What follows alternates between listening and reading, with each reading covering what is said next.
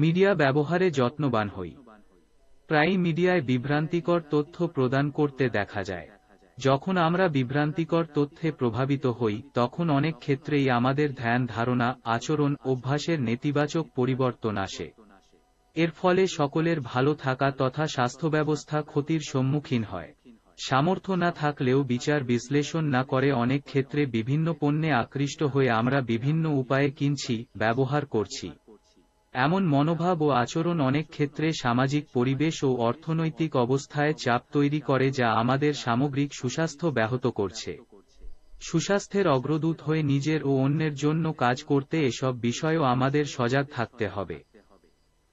আমরা হয়তো community health বা সামাজিক স্বাস্থ্য শব্দটির সঙ্গে পরিচিত।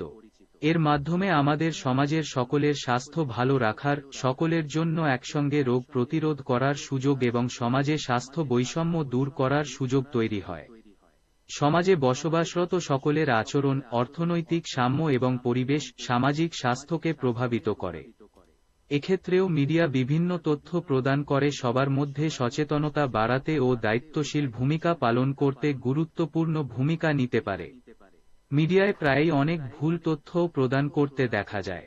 এসব তথ্যকে বিশ্বাস করে আমরা আমাদের জীবন সাজানোর চিন্তাভাবনাগুলো ভুল পথে পরিচালনা করে থাকি। এই ভুলগুলো সবার মাঝে তুলে ধরাও সুস্বাস্থ্যের অগ্রদূত হিসেবে আমাদের কাজ। আমরা তো অনেকটাই বুঝতে পারছি মিডিয়া আমাদের জীবনে ভালো ও খারাপ দুভাবেই কি করে প্রভাব ফেলছে, তাই না? তাহলে এখন আমাদের কাজ কি? কি করতে চাই আমরা এখন? আমরা সুস্বাস্থ্যের অগ্রদূত, সুতরাং মিডিয়ার ভালো প্রভাবগুলো, প্রচারণা ও বিজ্ঞাপনের মূল বার্তা ও তথ্য যেগুলো আমাদের স্বাস্থ্য সুরক্ষায় প্রয়োজন, তার মধ্য থেকে কিছু বেছে নিই যা নিয়ে মানুষকে সচেতন করতে চাই। সব গুরুত্বপূর্ণ বিষয়ে সচেতন করা তো আর আমাদের পক্ষে একবারে সম্ভব নয়, তাহলে সবাই মিলে কয়েকটি বিষয় ঠিক করে নিলে কেমন হয়? তাহলে চলো শিক্ষকের সঙ্গে আলোচনা করে ঠিক করে নিই কি উপায়ে আমরা বাছাই করব কোন কোন বিষয়ের প্রচারণা ও বিজ্ঞাপনের মূল বার্তা ও তথ্য নিয়ে আমরা অন্যদের সচেতন করতে চাই। এরপর দলে ভাগ হয়ে এই বিষয়গুলো নিয়ে কিভাবে কাজ করতে চাই তা নিজেদের মধ্যে আলোচনা করে ঠিক করে নিই। তবে আমাদের মনে আছে তো, স্বাস্থ্য সুরক্ষা করতে আমাদের শারীরিক, মানসিক ও সামাজিক স্বাস্থ্য মাথায় রেখে কাজ করতে হবে। আর শুধু অন্যদের প্রচারণা ও বিজ্ঞাপন ব্যবহার করলে কি আমরা স্বাস্থ্য সুরক্ষার অগ্রদূত হতে পারব?